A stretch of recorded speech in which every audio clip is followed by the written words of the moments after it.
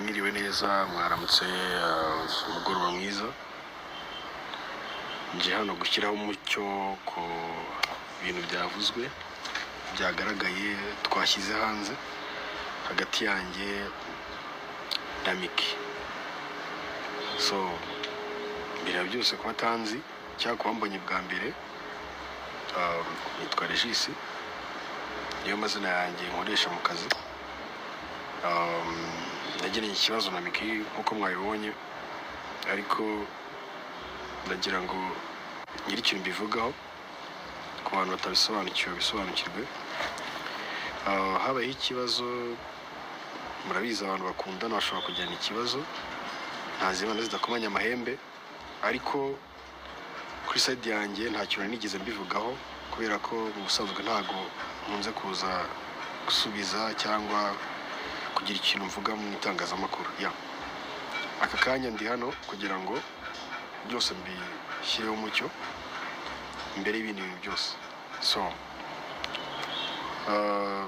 Miki twarakundanye igihe kirenga amezi 6 kuzamura. Ni ibihe byiza twagiranye, ariko nibibi murabizi ntabwo bijya bibura.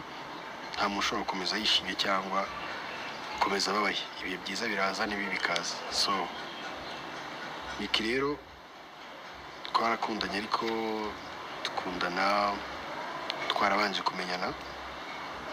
Twamenyaniye ku Gisenyi, tugaruka i Kigali tuba inshuti. Nyuma y'ibindi bintu byose tubona turi guhuza, haba ku myitwarire ye, imico, uburyo yita ku bintu. Yari umubyeyi nk'uko abivuga, niko byari biri. Yari afite umwana wacu,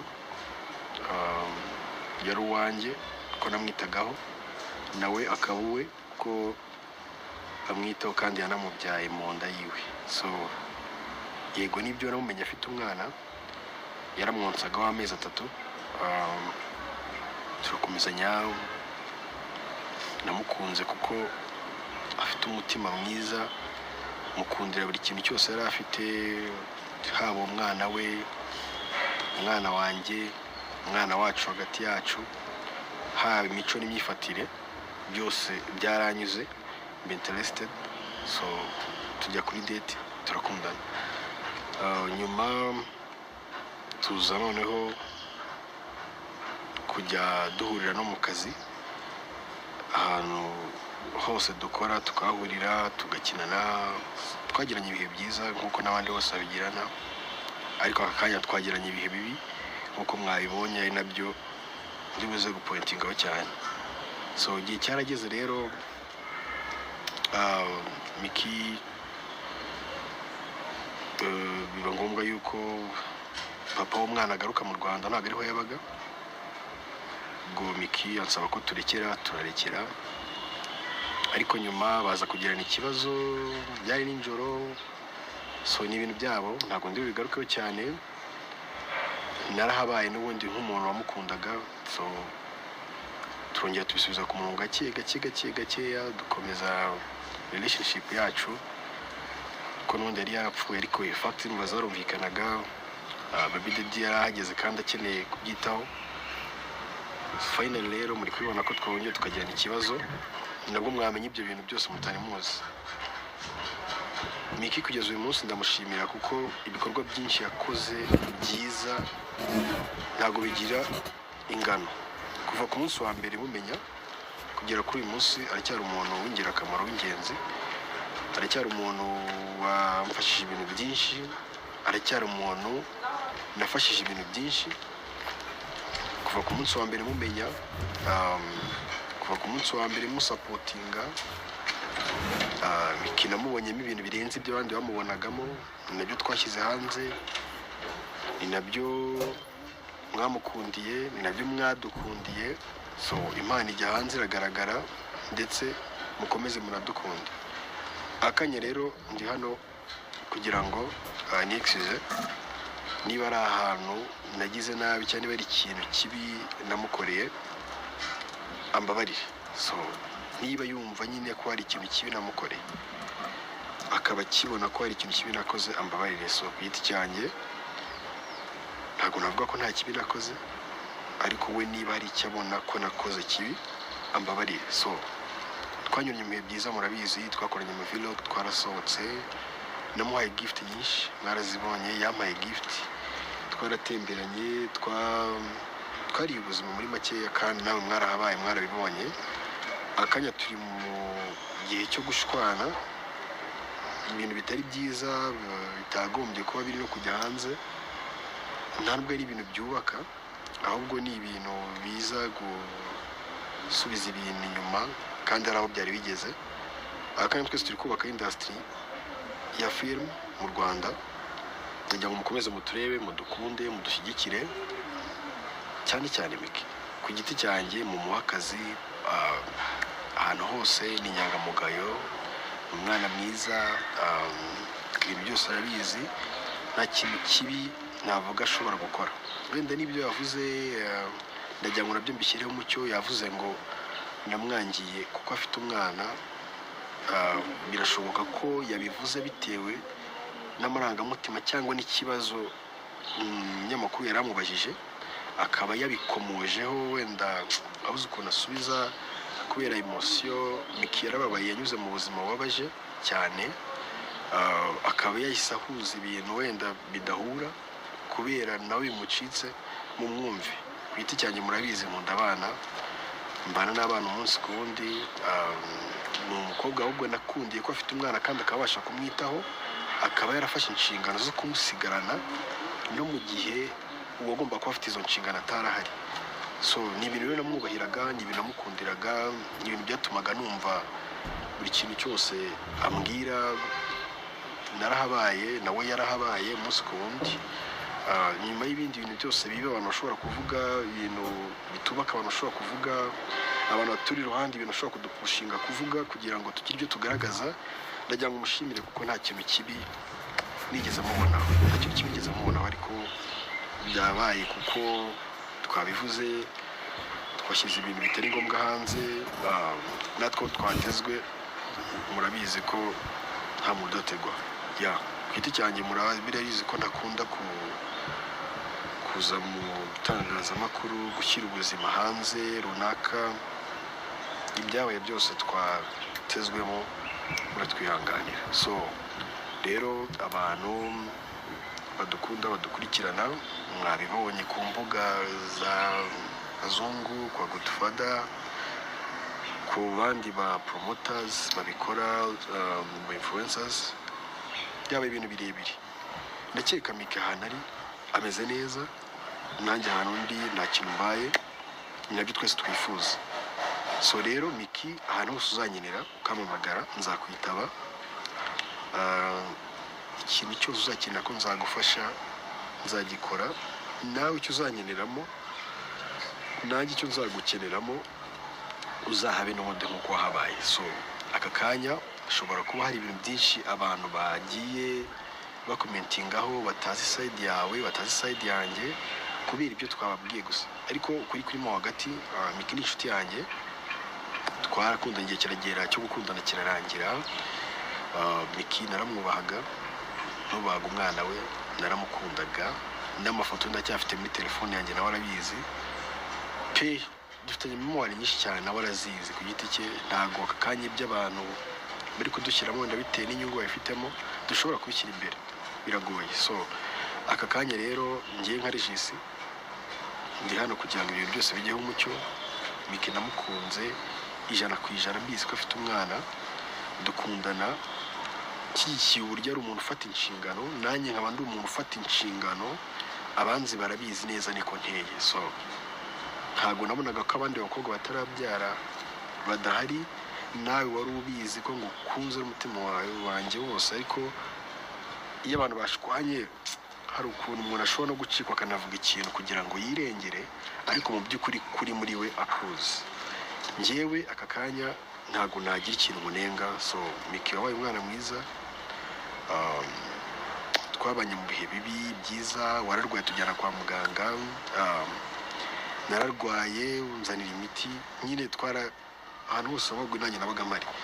So ndi hano rero kugira ngo umucyo ujyeho ku bintu njyewe aba female cyangwa aba single mothers ndabakunda no barabizi, turabana umunsi ku wundi, turanakora no mu kazi nkora hano umunsi ku wundi. So rero yababwire ko ari abantu nubaha cyane, ni abantu duhurira mu bikorwa byinshi, n'ababizi babyandika muri comment inshuti zanjye ba single mothers.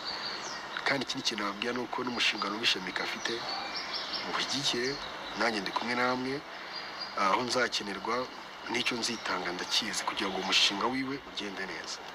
Ikindi afite filime yitwa My Daughter, so mugende muyirebe, mukande like, musharinge, ni filime nziza. So ni filime ivuga ku buzima bwiwe, muyirebe, mumukunde, mumuhe akazi aho mumukeneye, mumuheze amapublicité aramamaza. Ikindi afite imbuga zarazamutse, ahagaze neza. So nkanjye rero nka Regis ndagira mbabwire ko ku giti cyanjye ahantu hose Mika nkeneye anabyemeye twanahura tukaganira, ntabwo nigeze mbyanga. Ndabishyigikiye ko Mika agira iterambere, ndabishyigikiye kumusapotinga n'ubundi nk'uko nabikoze kuva mbere n'ubu ndacyabikomeje. So Mika ni umuntu tuziranye cyane ku rwego anzi, nkaba muzi, nkaba nzi na mama we, so nkaba nzi n'iterambere ry'aho rigana n'aho rigeze. Ndagira ngo mumufashe akomeze agere kure. So Mika ni imfura, ni imfura, ni umuntu nyine nziho ubupfura, kuko buriya iyo utari imfura nanjye ntabwo dutindana, kuko nanjye ndi umuntu ugerageza gushyiramo ubwenge mu bintu ngiye gukora, mu bintu ngiye kuvuga, ariko bishobora kuba impanuka, wenda nta muntu utavuga ikintu kitari ku murongo. So uyu mwanya rero njya mbabwire ko Mika ndacyamukunda nk'uko namukunze, wenda ntabwo aka kanya ashobora kubyumva nk'uko nabivugaga mbere, ariko nawe mu mutima warabizi yuko ntari umuntu mubi. Gusa igihe cyarageze turatandukana kubera impamvu ziduturutseho, ntabwo zamuturutseho, ntabwo zanturutseho, zaturutse muri twe hagati yanjye nawe. Ariko ntabwo twatandukanyijwe n'impamvu z'umwana, ko n'umwana we n'ubundi acyamukunda, ni umuziranenge, ntiyagombye kuza no muri ibi ngibi byanjye nawe, ntiyagombye no kuvugwa muri aya magambo ari kuvugwa aka kanya. Ariko kubera wenda amarangamutima, abanyamakuru icyo bashaka kugeraho, hari igihe bakubaza ikintu kugira ngo ugire icyo usubiza, bo bashaka content. So rero Miki njyewe nk'umuntu muzi, afite ubwenge, ikindi ni imirimbanyi, ni umuntu nyine w'umurwanashyaka, ku buryo nta kintu kimwe bavuga ko atakora ngo abari kugishobora. So rero nkanjye nk'umuntu wahozeyo kubera we, ndacyanariyo n'ubundi kubera we. So ubuzima bwose ari kubamo, ibyishimo byose afite aka kanya n'ibyo azagira, nzaba mpari kugira ngo byiyongere kurushaho. Wenda ntabwo nzaba ndi mu mwanya mwambonagamo, mukomeze mumurebe ku giti cye, mumukunde. Yafashe inshingano nshyashya, nanjye nafashe inshingano nshyashya, ariko n'ubundi umugambi n'umwe, no kuzamura industry nyarwanda tukayigeza ku rundi rwego akanya itarageraho. So abantu bari banyumvishe nabi, abantu bari banyumvishe bamvuga utuntu duto dukasakazi two kugira ngo ibintu wenda bivugweho, bitrendinge, abanyamakuru nabo bagira ikintu babona.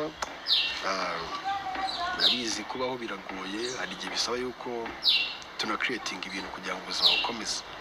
Njyewe Miki ndamukunda ku giti cyanjye, kandi nawe mpamya ko ashobora kuba atanyanga, wenda ari amarangamutima yatumye avuga biriya. Njyewe ku giti cyanjye ikindi kintu wenda yavuze ntashyizeho umucyo, muranyihangana nyivugeho, ntabwo ndi bugitindeho n'akantu gatoya. Hari ukuntu yavuze wenda nabyo ashobora kuba yaracitswe, ngo najyaga amubwira ngo wambare utuntu tugufiya kugira ngo ibintu bigende neza. Ntabwo ariko byagenze, ahubwo biriya wenda n'ibyo bamubajijeho kugira ngo abivugeho. Ntabwo wenda tuba tuzi ukuri kwihisha inyuma ya kamera n'itangazamakuru, ariko Miki n'ubundi umwenda yambaraga ni umwenda yabaga akunze kandi umubereye. Ntabwo ibyo kwambara ibintu byo murabizi, iyo udashaka ikintu uragihakana, kandi n'umuntu ashobora no kugushuka kugira ngo uvuge ikintu kandi wari mu nyungu ze atari no mu nyungu zawe. Miki n'umwana mwiza, ntabwo ari Miki wavuze biriya, ahubwo ni ibintu byabaye ngombwa yuko avugaho bitewe wenda na pressure n'ibindi bintu.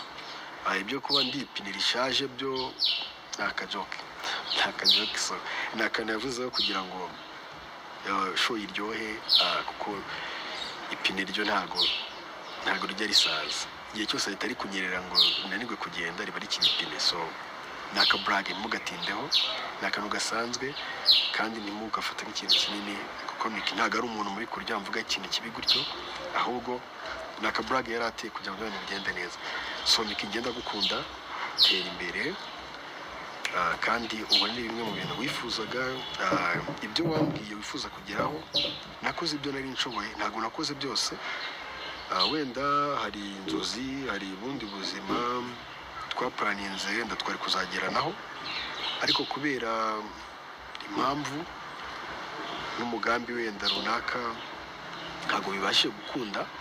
Ariko ndagushyigikiye ku buryo nimbona uri no gutana ujya ku ruhande nzaba mpari, nzakubwira uburyo uzagarukamo kandi ntugire ikibazo. Njye ndi kumwe nawe, nubwo dushobora kuba utari kuvugana nanjye aka kanya, ariko njye ndagukunda mani, ndagukunda kuko uri inyangamugayo, kandi aho wahoze nta wahagiye.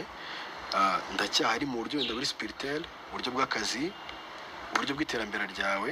Tera imbere, kandi nitunahura nzabikubwira, nitubona akanya, niba ngombwa yuko habaho ibiganiro hagati yanjye nawe nzitaba, kandi ukomeze ubupfura bwawe, ukomeze kuba intwari, kandi uharanire kugira iterambere rirenze iryo ufite, kuko ndabizi ko uri intwari kabisa.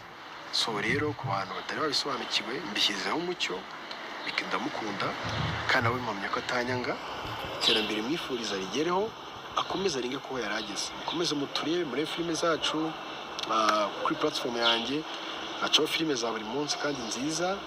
Kuri platform ya Miki hacaho filime nziza cyane, reka mbabwire ngo ni cyane. So ndayireba, inshuti zanjye zirayireba, ndanayisharinga, namwe mwisharinge, mutere like, mutere na comment. So rero ku bantu abatazi imbuga zacu dukora